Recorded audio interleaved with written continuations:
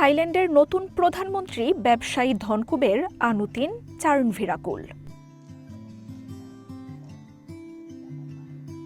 এই নিয়ে ২ বছরের মধ্যে তৃতীয়বারের মতো নতুন প্রধানমন্ত্রী পেল দেশটি।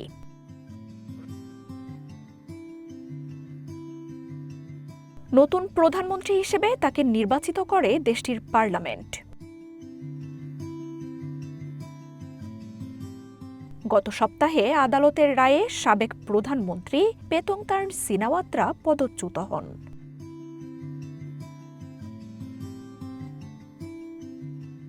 সিনাওয়াত্রাদের দল ফিউথাই নেতৃত্বাধীন জোট থেকে বেরিয়ে সংসদে পর্যাপ্ত সমর্থন পান আনুতিন। তবে এতে থাইল্যান্ডের রাজনৈতিক অনিশ্চয়তা কেটে গেছে, এখনও এমনটা বলা যাচ্ছে না। কেননা বিগত কয়েক বছরে আদালতের রায় ও সামরিক অভ্যুত্থানে একাধিক সরকার ক্ষমতাচ্যুত হয়েছে। মার্জিয়া উপমা, ওয়ান ইন্টারন্যাশনাল ডেস্ক।